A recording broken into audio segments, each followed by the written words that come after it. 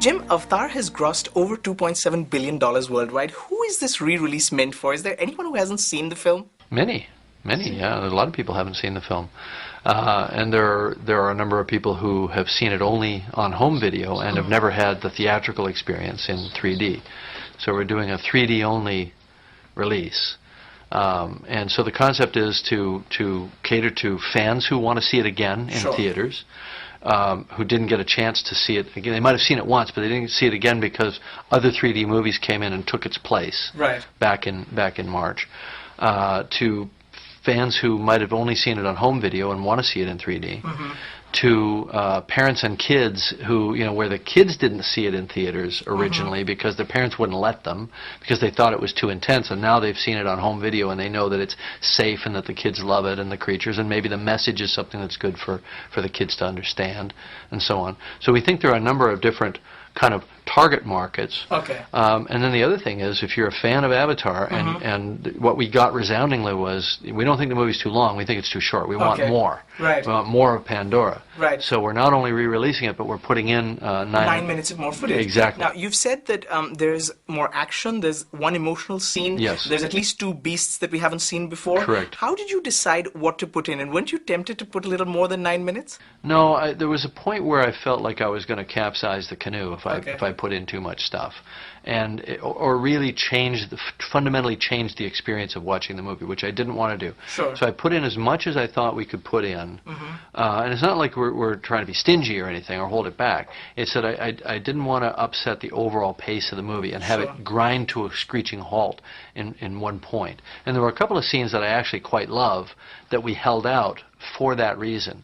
We took them out initially for that reason, because it affected the sense of pace of the movie. Will we see them on the 3D DVD? Yeah, absolutely. Well, you'll see them on. We're releasing a DVD for the holiday season, which will have about 45 minutes of additional material, deleted scenes and so on, some of which is reinstated into an even longer cut so that you can just kind of sit and watch a kind of redux version of the movie, and the rest of it is, and the majority of it is in a supplement where you can watch the individual scenes, and there's some context and some some commentary. What do you see as the future of 3D, really? I think it's the future, absolutely. I think 3D is going to pretty much dominate movies. I think it's going to it'll take about 5 years, but eventually it's going to dominate the home market as well. And I think it's just going to become normal way of doing business in the way Are they going to make dramas and little indies in 3D as well? Oh, absolutely. Sure, there's no reason not to. I'm just finishing up now a film that I executive produced that was shot down in Australia, Australian filmmaker, entirely Australian crew and cast, called Sanctum, that is really a demonstration of the fact that you can make a $20 million movie in 3D and have it be high quality. High quality 3D.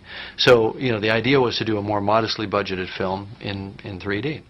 So it can be done. It absolutely can be done. And you'll see sports in 3D, which is live production. Live production with 10 cameras or 15 cameras. There are no boundaries now. We have literally today, I wanted to do an interview with my own cameras over at our camera shop, and the answer came back, there isn't one camera in the shop. All 50 of our systems are all out right now on sporting events, on movies, Transformers 3, Pirates of the Caribbean 4, the new Scorsese film. The movies are shooting. We're doing golf, we're doing football, we're doing everything right now. You're releasing Titanic again in 3D 2 years from now. What do you think? Is 3D going to add to a film that an audience has already seen many times over? Well, Titanic, first of all, we've been away from Titanic for 12 years. It'll be 14 years by the time it's re-released, and we're re-releasing it on the 100th anniversary of the event of the sinking. And I think that so there's a whole audience that's never seen it in a theater, whole generation really that's never seen it in a theater. So that's a valid thing to do regardless. Putting it in 3D, I think, will change and enrich the experience. Because if you think about it, Titanic was about being in that time and place and on that ship and wrapping yourself in that world in the same way that Avatar was about, being there. And 3D is all about being there. It's all about feeling like you're physically present in the event. What did you think of Inception and the general opinion that that was a film that's a cerebral blockbuster, as against Avatar, which is a spectacle that appeals more to the heart than the mind. Well, I would take exception to that analysis. I think Avatar plays on multiple levels. I think if you're 10 years old and you just want a good, rousing action story, and this is not even to put 10-year-olds down, because they also get the message, they get the connection to nature.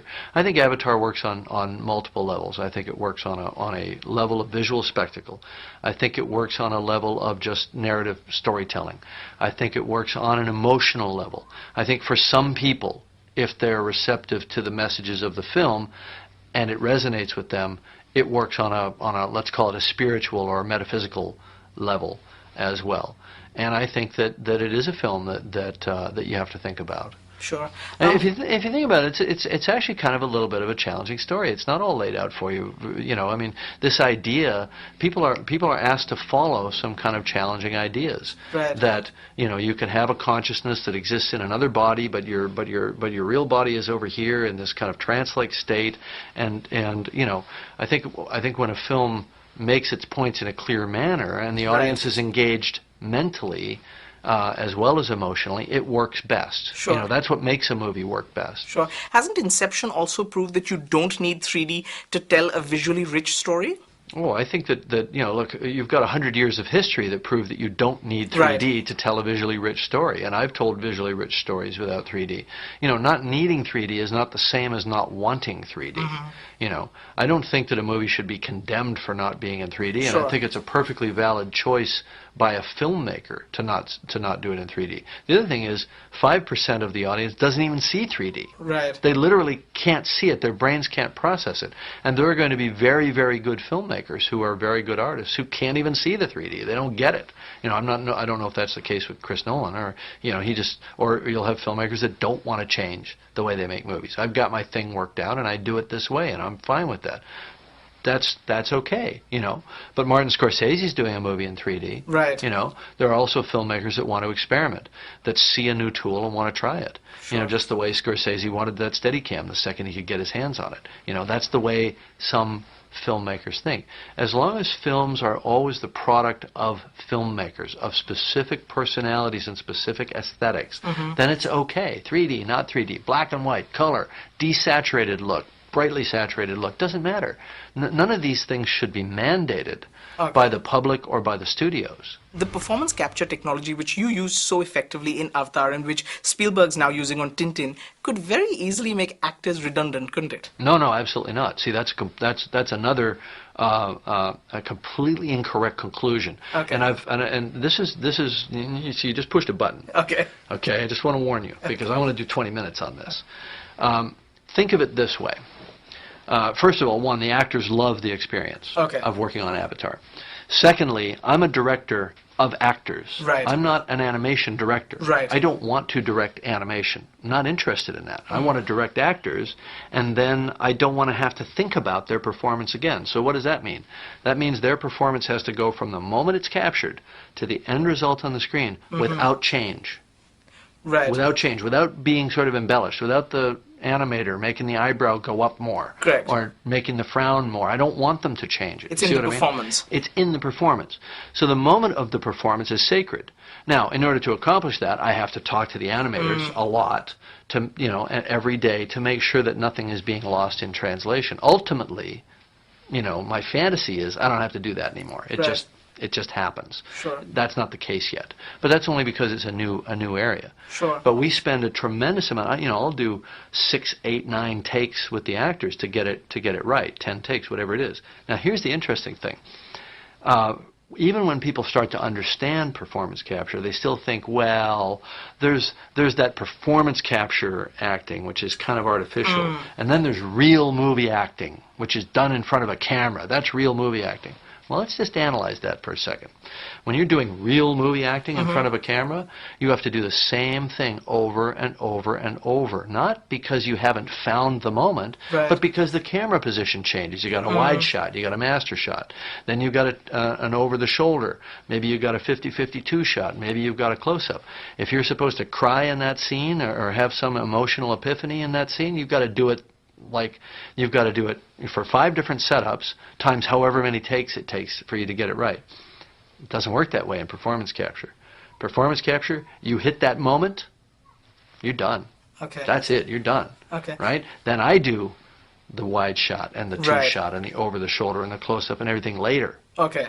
You see what I mean? Yes. So what's the more pure form of acting? What is the more artificial form of acting? I would submit that the more pure form of acting is the performance capture. Sure. Now, it's interesting you say that because none of the actors in Avatar, unfortunately, were nominated for an Oscar. Was that the Academy's way of saying that performance capture isn't real acting?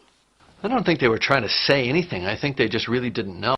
You know, I really think that we're just too low on the learning curve right now. I think because of things like that, you know, and I think there are actors running around right now that still don't understand this and say, oh, they're trying to replace us with animation, you know, or I don't want to wear that thing on my head.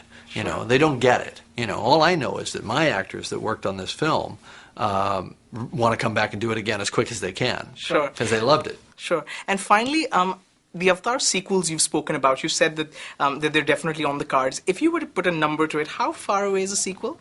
Well, first of all, they're not definitely on yet because we haven't made a deal yet. But Okay. until there's a deal, there ain't no writing, and until there's writing, there ain't no production. Okay. So it's still vaporware.